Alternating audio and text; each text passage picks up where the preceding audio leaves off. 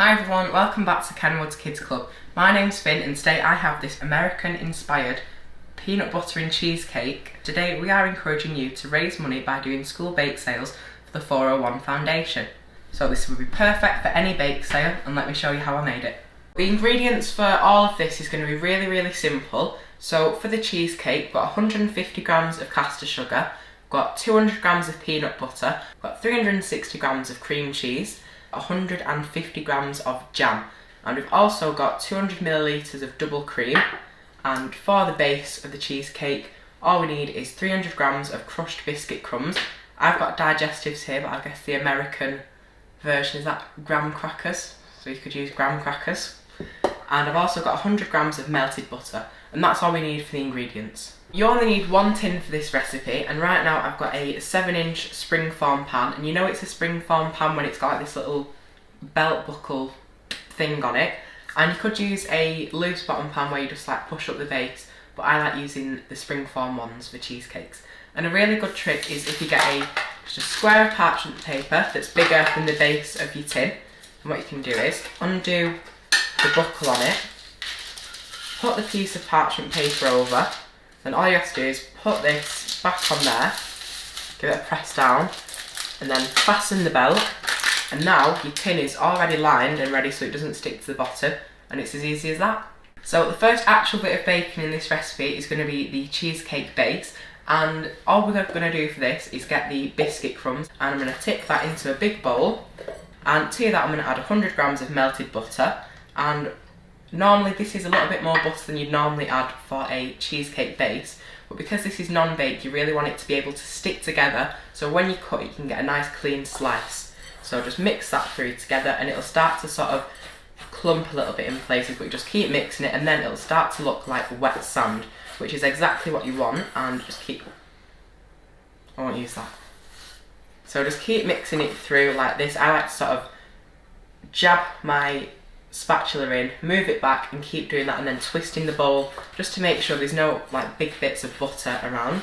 So once you've done that, it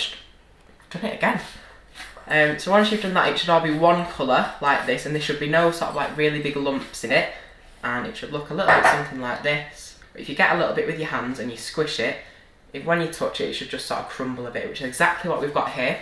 So now I'm going to clean all these biscuit crumbs up that I've got everywhere, and I'll show you what to do next. So the next part of the recipe, it's really simple. So what we're going to do now is put the biscuit crumbs into here, and before I've done this I have just washed my hands to get all the biscuit crumbs and butter off them. I've also wiped down all of my surface so it's ready to start baking again. So all you have to do is get your biscuit crumbs and just pour them in there. If you want you can use all of them, but just start off with some of them first. So what you can do is give it a little shake to make sure it's all even, like this. Give it a little tap, and then just spread it out with the back of the spoon. So you just go in like this, and then while you're doing that, just keep pressing it down just to make sure it's nice and compact. And you might think, oh, it's a lot of biscuit crumbs when it's in the bowl, but when you actually put it in the tin, it really just squishes down. It doesn't look like that much. So just keep going around and pressing it all in, and then we're done. And now I'm just going to put this in the freezer for about 10 to 15 minutes, and you've just got a base ready to go. So now we're actually going to make the cheesecake filling, and I've got my K-mix here, and I've got it fitted with the balloon whisk attachment on there. And please use the whisk attachment instead of the K-beater, because with the whisk attachment it's going to get loads of air into this. And you might have noticed with some other cheesecake recipes they might have like gelatin or something like that in, but with this we're relying on sort of the air that we're putting in it to set it, and that's a really important thing, so otherwise you'll have soup. So we're going to start off with the double cream in the bowl, and I'm going to put this on to whisk about a medium speed, but you can always turn it up if you want it to be a bit faster. So this has been whipping for just like 2 or 3 minutes now, and as you can see it's really stiff because it holds a sort of peak like that, and I can even do this with it and it's not going to fall out on my head. So that's what it looks like now. Put the bowl back on your stand mixer. To this we're going to add the cream cheese. This is 360 grams of full fat cream cheese, and I'm also going to add the 150 grams of caster sugar. Then I'm just going to put this on to whisk for like 30 seconds to a minute, maybe not even that, just until it's all combined. So I'm going to pop this down now and put it on like a medium speed, about 4. And while that's just whisking away, I'm going to get my peanut butter ready and just give that a little bit of a mix so it's not as stiff. And then once it's on about 4 and it's just started to mix together, turn it up a little bit onto about 6 and just let it whisk for a few more seconds until it's all combined. It's okay. So this is the mixture now. I would not hold this above your head at this point, but this is what it looks like now. Put it back on your stand mixer, and then what we're going to do is we're going to add 200 grams of peanut butter. I'm going to put the head of the stand mixer back down and just let it fold through. You don't want to be like beating this and knock all the air out, because that's what we've been whisking it for. So put it back on, and I'm just going to put it on about a 1-2, just until it's all gone one colour and all the peanut butter's mixed in. Right, so that's all the mixing that we're going to do at this point, and as you can see, looks like it's got a nice sort of peanut colour. So now what I'm going to do is I'm going to get rid of all my bowls, scrape this down, and then I'll show you what to do next. So I've got my tin out of the freezer and it's nice and cold now and the biscuit's set, and I've got my cheesecake batter here. What I'm going to do is I'm just going to press it against the side of the tin, and what that's going to do is it's going to stop like loads of big air bubbles from being at the side. So it's just going to make it look a lot neater when you do it, and I think it's more fun to do it this way than just put it on the tin. So this is what it looks like now, and then what I'm going to do is get the cheesecake mixture and just pop it in right in the middle of the tin. And you can see there's loads of big air bubbles in this because we've whisked it so well. Oh, the Kenwood has mixed it so well. Get the palette knife back, and now we're just going to smooth this out like this.